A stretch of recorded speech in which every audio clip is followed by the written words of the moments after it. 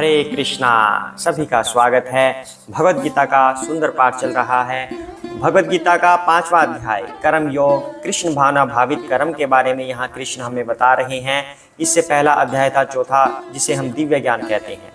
तो 5वें अध्याय में भगवान श्री कृष्ण अर्जुन को एक दिव्य ज्ञान दे रहे हैं। भगवान कर्म करने के बारे में बता रहे हैं कि हमें कर्म कैसे करना चाहिए। अर्जुन ने पूछा था कि हे भगवान, कभी आप मुझे कहते हो कर्म का त्याग करो, कभी आप कहते हैं कर्म करो, तो आखिर मुझे करना क्या है। भगवान ने कहा था कि कर्म के फल का त्याग करो, लेकिन भक्ति पूर्वक कर्म करते रहो। कर्म का त्याग करके कभी भी कोई सिद्धि प्राप्त नहीं की जा सकती, कभी भी कोई भगवत धाम नहीं जा सकता। कर्म का परित्याग करने का मतलब है कि सन्यासी बन जाना। सन्यासी बनकर गुफा में बैठ जाना, उससे कभी भी भगवान की प्राप्ति नहीं की जा सकती, क्योंकि वह अपने पुराने समय को याद करता रहता है। कभी कभार ऐसा होता है, लेकिन जब वह भक्ति में लग जाता है, भक्ति पूर्ण कार्य करता है, तब वह भगवत धाम की ओर अग्रसर होने लगता है। तब उसको ना सन्यासी बनने की जरूरत, ना गृहस्थ बनने की जरूरत। तब वह जो भी कर रहा है, चाहे वो गृहस्थी में हो, सन्यासी हो, कैसे भी हो, अगर वो भक्ति में लग जाता है, भक्ति युक्त कर्म करने लग जाता है, तब वह भगवत धाम की तरफ बढ़ने लगता है। ऐसा श्री कृष्ण यहाँ पर कह रहे हैं। जो लास्ट एपिसोड था उसमें श्री कृष्ण ने हमें क्या बताया, उसमें श्री कृष्ण ने दो बातें हमें बताई। एक तो ये कि जो आत्मा होती है वो कभी भी किसी शरीर को कर्म करने के लिए प्रेरित नहीं करता, न ही स्वयं कोई कर्म करती है और ना ही किसी कर्म फल की रचना करती है। यह सब प्रकृति के गुणों द्वारा बनाया जाता है। ये सब सिस्टम प्रकृति से आता है कि प्रकृति में हम क्या देखते हैं, क्या महसूस करते हैं, वे गुण हमारे अंदर आने लगते हैं और उसके अनुसार फिर हम कर्म करने लगते हैं।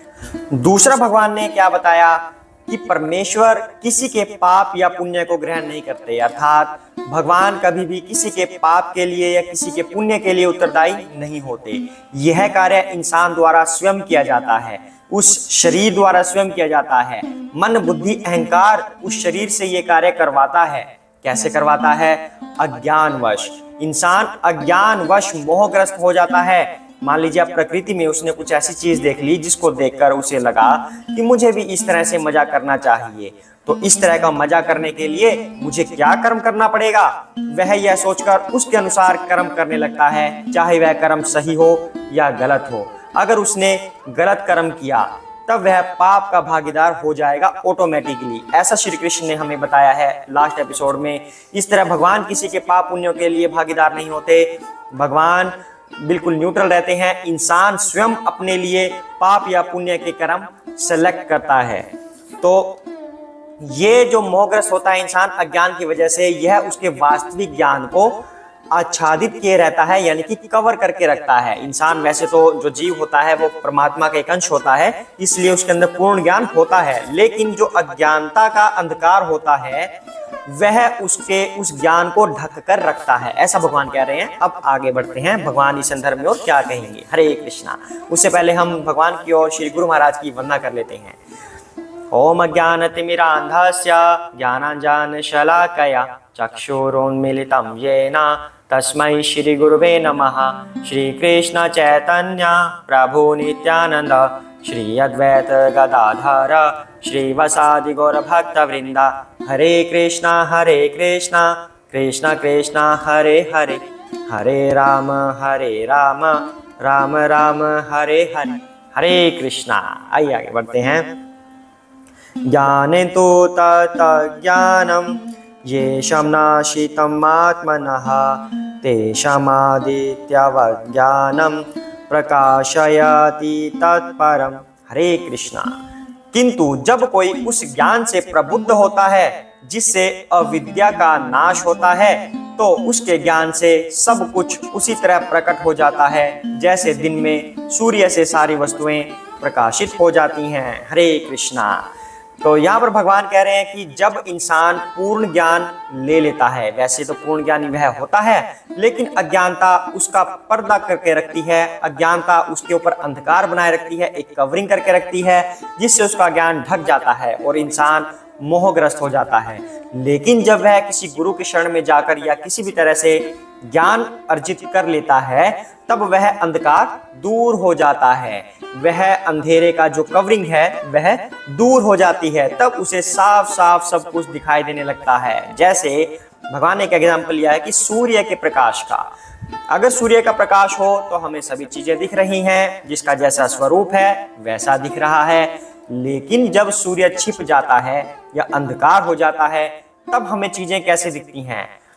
फॉर एग्जाम्पल, जो आपने हाथ में ये मोबाइल पकड़ा हुआ है, इसकी स्क्रीन ऑफ है, तो आपको अंधेरे में कैसा दिखेगा? काला दिखेगा। आपका जो पंखा है वह कैसा दिखेगा? काला दिखेगा। आप खुद शीशे में खुद को देखोगे, कैसे दिखोगे? काले दिखोगे। साइकिल क्या है? काली रंग की है। धरती क्या है? काले रंग की है। इंसान कैसा है?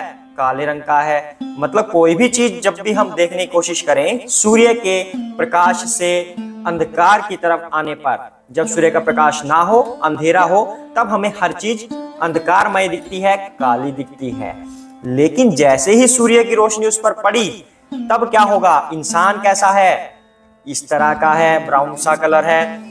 और साइकिल कैसी है? कोई ब्लू है, कोई रेड है। तब उसका वास्तविक रूप दिखने लग जाता है। उसी तरह जब अंधकार मिट जाता है ज्ञान की रोशनी से, तब इंसान को साफ साफ सभी चीजें नजर आने लगती हैं कि उसे क्या करना चाहिए, क्या नहीं करना चाहिए, किस तरह के उसे कर्म करने हैं, पाप करने हैं, पुण्य करने हैं, या क्या नहीं करना है, भगवान की तरफ बढ़ना है। उसे ये सब पता लग जाता है और उसे सब क्लियर दिखता है। अब एक और एग्जांपल यहाँ पर प्रभु जी लेते हैं। अद्वैतवादी का कंसेप्ट होता है। जो लोग अद्वैतवादी होते हैं वो कहते हैं कि सभी चीजें एक हैं, सब चीजें एक हैं। मिट्टी और मिट्टी का घड़ा एक है। कैसे? चैतन्य महाप्रभु जी जब छोटे थे, बालक थे, तब उनकी माता शची ने उन्हें एक संदेश बनाकर दिया कि आप इसे खाइए, मतलब अपने पुत्र को दिया कि तुम इसे खाओ। लेकिन जब चैतन्य महाप्रभु को उन्होंने देखा निमाई के रूप में, निमाई पंडित के रूप में, छोटे थे जब वो, तब वो मिट्टी खा रहे थे। माता बोली, शची माता, यशोदा माता का ये एक रूप है, माता बोली कि तुम ये क्यों खा रहे हो? मैं तुम्हारे लिए संदेश बना के लाई हूँ इस घड़े में, इस मिट्टी से बने हुए घड़े में, लेकिन तुम मिट्टी को खा रहे हो। तब बालक ने कहा कि हे माता, सब कुछ एक है, यह मिट्टी, यह संदेश, सब एक है, एक ही चीज से बना हुआ है। माता कहती, ये तुम्हारे अंदर किसने डाल दिया इस तरह का ज्ञान? तो इस तरह का ज्ञान मतलब वो सब चीजों को एक समझते हैं। वैसे वो तो खुद स्वयं श्री कृष्ण हैं, चैतन्य महाप्रभु, लेकिन वो तो बाल लीला कर रहे थे, इसलिए माता के साथ ऐसी बात कर रहे थे। लेकिन भगवान यहाँ पर स्वयं कह रहे हैं कि जब ज्ञान का प्रकाश फैल जाता है तब वो अंधेरा मिट जाता है, तब अद्वैतवाद का कंसेप्ट फेल हो जाता है। अद्वैतवाद में सब चीजें एक होती हैं, लेकिन वास्तव में सब कुछ एक नहीं होता। मिट्टी का घड़ा और मिट्टी, वैसे तो उसका गुण एक ही होता है, लेकिन वह बदलाव भी होता है, उसमें वह चेंज भी होता है, अंतर भी होता है। घड़ा पानी को ठहरा सकता है अपने अंदर, लेकिन खाली मिट्टी के ऊपर अगर हम पानी डाल दें तो पानी बह जाएगा, मिट्टी अलग हो जाएगी।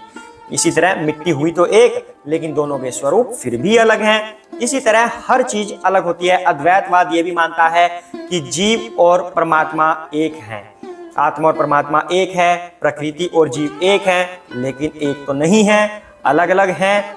जीव जीव है, परमात्मा परमात्मा है। जीव तो सिर्फ परमात्मा का एक अंश मात्र है। एक कैसे हुए? इस तरह से अद्वैतवाद का कंसेप्ट यहाँ पर फेल हो जाता है, क्योंकि भगवान ने स्वयं यहाँ पर कहा है कि जब ज्ञान का प्रकाश फैलता है तब सब चीजें अलग अलग बिल्कुल क्लियर दिखने लग जाती हैं, अंधकार मिट जाता है। लेकिन अद्वैतवाद में अंधकार की कवरिंग रहती है। हरे कृष्णा। तो आज के लिए हम ये एक ही श्लोक करेंगे, इस पर आप आत्ममंथन कीजिए, इसको ढंग से समझिए। बुक आप साथ में रखिए, श्रीमद् भगवद गीता ए.सी. भक्तिवेदांत स्वामी प्रभुपाद जी द्वारा लिखी हुई बुक है ये।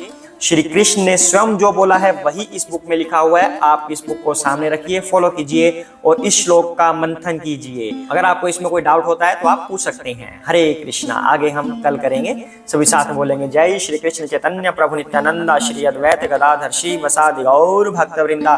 हरे कृष्ण कृष्ण कृष्ण हरे हरे, हरे राम राम राम हरे हरे। हरे कृष्ण।